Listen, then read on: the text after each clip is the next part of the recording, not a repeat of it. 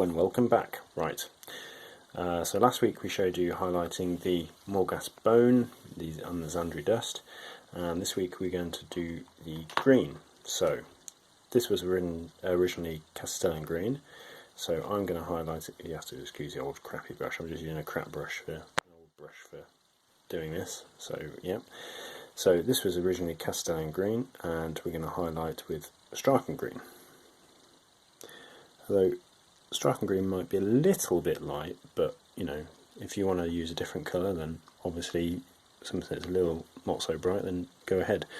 But all we're going to do is the bolts that I've not taken the paint off, the original green paint, I'm just going to highlight with a bit of Straken Green, like these ones down here, and we'll do a bit on that one, just like that. Okay, and again, get your brush and just edge highlight some of the edges down here